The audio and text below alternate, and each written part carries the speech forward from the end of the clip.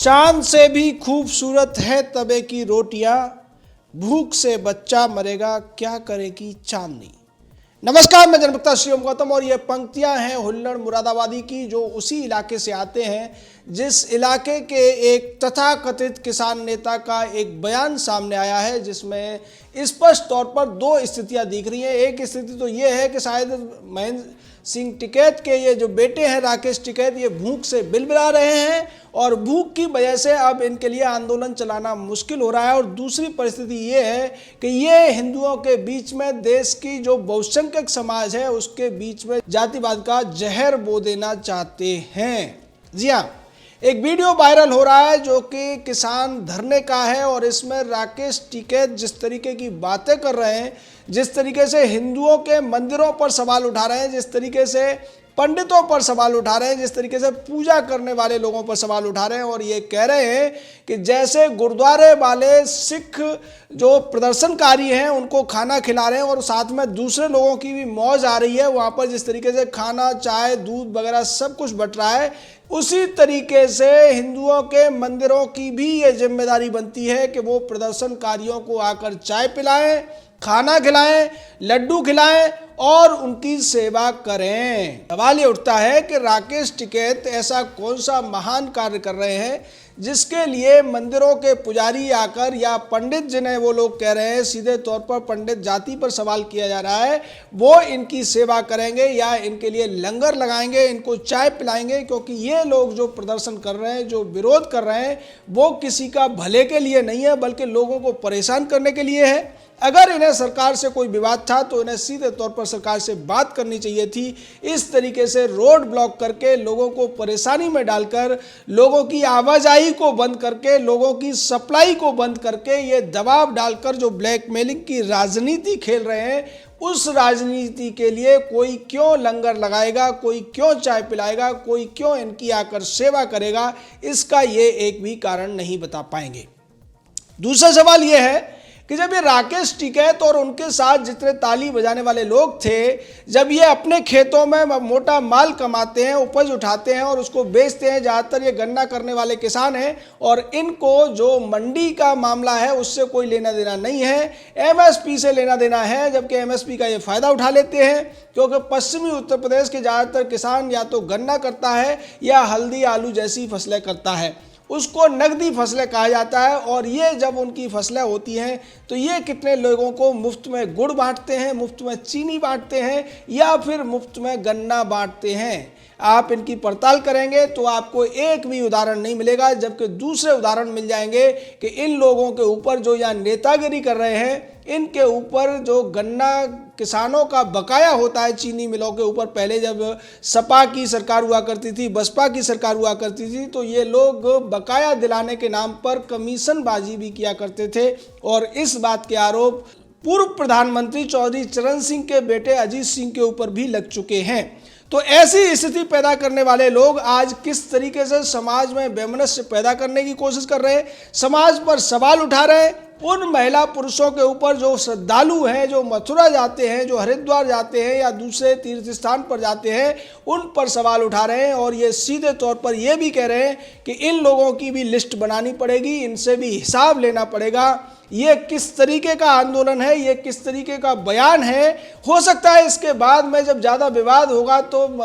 राकेश टिकैत इस पर माफ़ी भी मांग लेंगे, लेकिन जिस निर्लज्जता के साथ उन्होंने ये बयान दिया और उसके बाद में वह भीड़ में से सभी तो नहीं, आधे लोग ज़रूर इस बात पर ताली बजा रहे थे, इस पर चुटकियां ले रहे थे। निश्चित तौर पर यह सीधे तौर पर एक धर्म के ऊपर एक इनका आरोप है, धर्म के ऊपर प्रहार है और ऐसा नहीं होना चाहिए। ऐसा अगर ये कर रहे हैं, इनके ऊपर केस भी हो सकता है। और ये समाज को बांटने की जिस तरीके से कोशिश की जा रही है, एक जाति विशेष को निशाना बनाया जा रहा है, जबकि इनके साथ जो ज़्यादातर लोग बैठे हैं उनमें पंडित भी हो सकते हैं, जो पुजारी भी हो सकते हैं, तो फिर ये ऐसी बातें कैसे कर रहे हैं और किसके इशारे पर कर रहे हैं, ये सवाल उठता है। पहले भी इस मामले में देखने को यह मिला था कि चंद्रशेखर रावण नाम का एक जातिवाद की राजनीति करने वाला व्यक्ति इस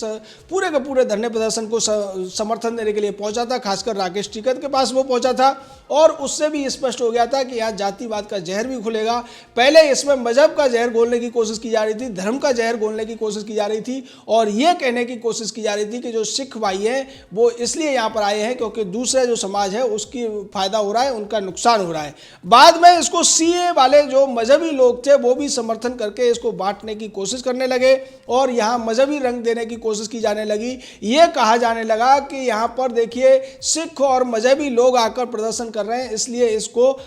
खालिस्तान से जोड़ने की कोशिश की जा रही है। लेकिन बाद में ये पता चला कि पीएफआई द्वारा प्रायोजित थे वो शाहीन बाग वाले लोग जो यहाँ पर घुसने की कोशिश कर रहे थे और जिन गुरुद्वारों के द्वारा इनको खाना वगैरह मुहैया कराया जा रहा है। गुरुद्वारों की एक परंपरा होती है कि वो कहीं भी भूखे आदमी को खाना उपलब्ध कराते हैं। वो ये नहीं देखते कि भूखा आदमी क्या कर रहा है, किसके लिए कर रहा है, क्यों खा रहा है। उनका एक सिख धर्म में एक अच्छा नियम है कि वहाँ पर भूखे को भोजन कराना सबसे बड़ी पूजा मानी जाती है, सबसे बड़ी अरदास मानी जाती है, सबसे बड़ा सौदा माना जाता है। क्योंकि गुरुजी जो इनके पहले गुरु थे गुरु नानक देव जी, उन्होंने एक सच्चा सौदा किया था। उनके पिताजी ने व्यापार करने भेजा था और वो गरीबों को भूखों को खाना खिलाकर आ गए थे और पिताजी से कह दिया था कि मैं तो सच्चा सौदा करके आ गया हूँ। ये परंपरा गुरुद्वारों में चलती है। इसके लिए सिख भाई बहन दान भी करते हैं और उसकी वजह से गुरुद्वारे आगे बढ़ते हैं। लेकिन दूसरी तरफ जिस तरीके की एक ब्लैकमेलिंग करके आप जबरदस्ती भंडार लगाने की मांग कर रहे हैं, जैसा कि राकेश टिकैत ने कही है, वो निश्चित तौर पर न तो धार्मिक मांग हो सकती है और ना ही सामाजिक तौर पर या नैतिक तौर पर उसको उचित ठहराया जा सकता है। क्योंकि अगर कोई व्यक्ति धरना प्रदर्शन करता है, अपनी मांगों के लिए लड़ता है या लड़ाई करता है, निश्चित तौर पर ये उसकी जिम्मेदारी है, ये उसी की जिम्मेदारी है कि वो अपने पेट भरने का जिम्मेदारी भी खुद ले। और जैसा कि ये बड़े बड़े किसान जो नेता बने हुए हैं, इन सब के पास में मोटी जमीनें हैं, मोटा मुनाफा ये खेती से कमाते हैं। ये वो लोग नहीं है जो किसान खेती करे और फायदा भी ना हो। फायदा नहीं होता है मार्जिनल किसान को, जो छोटे सीमांत किसान होते हैं। लेकिन वो लोग इतनी बड़ी बातें नहीं करते हैं। वो आम आदमी होते हैं, गांव में उनके घर पे कोई जाता है तो उसको खिलाने की उम्मीद रखते हैं, खाने की उम्मीद कभी भी छोटा किसान नहीं रखता है। लेकिन जिस तरीके से ये बातें हो रही हैं, ये शुद्ध राजनीतिक बातें हैं, ये कांग्रेसी राजनीति वाली बातें हैं, ये बांटने वाली राजनीति की बातें हैं। और ऐसा लगता है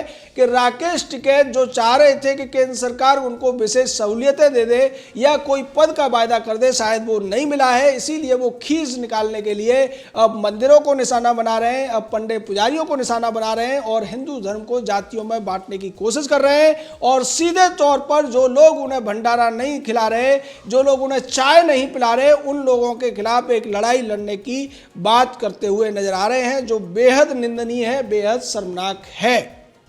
किसान आंदोलन की ही एक और बात करते हैं कि किसान आंदोलन के माध्यम से अब एक और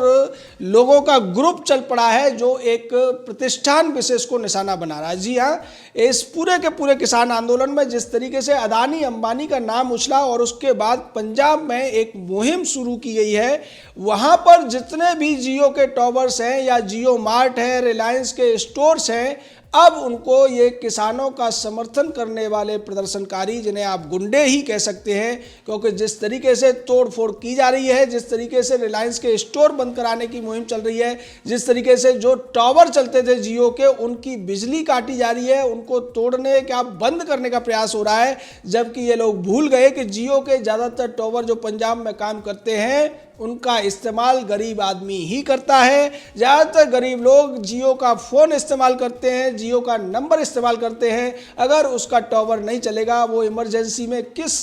जरिए से अपना संपर्क कर पाएगा, वो कैसे अपने रिश्तेदारों से या अगर उसे ज़रूरत होगी तो एम्बुलेंस को बुला पाएगा। और इन्होंने जिस तरीके से कई टावर्स को नुकसान पहुंचाया है, उनकी बिजली काटी है, साथ में जिस तरीके से रिलायंस के जो स्टोर्स हैं उसको निशाना बनाया जा रहा है, लेकिन ये भूल गए कि रिलायंस के साथ में पंजाब के मुख्यमंत्री अमरिंदर सिंह ने ही एक बड़ा समझौता किया था। रिलायंस के साथ कॉन्ट्रैक्ट खेती का भी समझौता पंजाब में हो चुका है। तो इस तरीके के काम पंजाब में पहले हो चुके हैं और ये जो प्रदर्शनकारी आए थे पंजाब से चलकर, उनको पहले प्रायोजित किया था अमरिंदर सिंह ने, कांग्रेस पार्टी ने, अकाली दल ने भी प्रायोजित किया था। लेकिन ये वही लोग हैं जो कभी अदानी अंबानी के साथ में फोटो खिंचाने को लिए आतुर दिखते थे, और आज जिस तरीके से रिलायंस को निशाना बनाया जा रहा है उसके पीछे की साजिश आप समझ सकते हैं। वो सीधे तौर पर बार बार अंबानी का नाम ले रहे हैं, जबकि इस पूरे मामले से, इन तीनों कानूनों से अंबानी अदानी का कोई संबंध नहीं है। ये सभी के लिए कानून बने थे। जो कॉन्ट्रैक्ट खेती की बात है उसमें ज़्यादातर दूसरी जो FMCG कंपनियां हैं उनको फ़ायदा होना है, अकेले अंबानी को नहीं होना है। अंबानी का स्टोर चलता है, लेकिन उसके लिए उन्हें जो खरीद करनी पड़ेगी वो किसान को कीमत चुकाकर करनी पड़ेगी, और जो दूसरे कानूनों में तब्दीली की गई है किसान के फायदे के लिए वो उनके ऊपर भी लागू होगी। लेकिन जिस तरीके से अब ये दिशा बदल रही है, जिस तरीके से इनके तरीके बदल रहे हैं, उससे ऐसा लगता है कि ये अराजकता को बढ़ाकर दंगे फसाद करके सरकार पर दबाव डालना चाहते हैं, क्योंकि ये पूरी की तरह से एक्सपोज हो चुके हैं। पूरे देश को ये पता चल चुका है कि किसान प्रदर्शन के नाम पर, किसान विरोध के नाम पर, या तीनों बिलों की जो वापस लेने की मांग है उसमें सिर्फ और सिर्फ अब केवल जो लड़ाई या जो दिखावा कर रहे हैं वो पंजाब हरियाणा के बड़े बड़े किसान या आड़तियों के समर्थक हैं, या फिर पश्चिम उत्तर प्रदेश से राकेश टिकैत टाइप के महत्वाकांक्षी लोग हैं जो राजनीतिक महत्वाकांक्षा रखते थे, लेकिन उनको कभी भी कोई बड़ा पद नहीं मिल पाया, कभी वो विधायक या सांसद नहीं बन पाए, और उनकी ये इच्छा उन्हें लगता है कि कहीं दबी न रह जाए। इसलिए अब वो इस लड़ाई के माध्यम से दोबारा से अपनी इच्छाओं को पूरी करने के लिए राजनीति का सहारा लेकर अपनी बात मनवाने के लिए सरकार पर दबाव बनाने की कोशिश कर रहे हैं। जहां तक महेंद्र सिंह टिकैत की बात है, वो जीते जी कभी भी उन्होंने किसी पॉलिटिकल पार्टी का समर्थन नहीं किया। उन्होंने साफ कह दिया था कि मैं पॉलिटिकल पार्टी नहीं बनाऊंगा, मेरा जो किसान संघर्ष है वो अराजनीतिक है। लेकिन यहाँ पर स्पष्ट तौर पर जिस तरीके से राकेश टिकैत बातें कर रहे हैं, जिस तरीके से वो राजनीतिक भाषा बोलते हुए नजर आ रहे हैं, और पंजाब में जो कुछ हो रहा है वो ये दिखाता है कि ये जो आंदोलन है अभी भी राजनीतिक पार्टियों के हाथ में खेल रहा है, और राजनीतिक पार्टियां ही ये डिसाइड कर रही हैं कि कौन क्या कैसे बोलेगा और कौन कब क्या करेगा। निश्चित तौर पर इसके ऊपर केंद्र सरकार की तमाम एजेंसियों की नज़र है, और उन्हें निश्चित तौर पर उन लोगों के खिलाफ अब कार्रवाई भी करनी चाहिए जो लोगों को भड़काकर इस तरीके की तोड़फोड़ करा रहे हैं, या फिर लोगों के खिलाफ इस तरीके का जहर समाज में फैलाने की घृणित कोशिश करते हुए नजर आ रहे हैं। जय हिंद, जय भारत।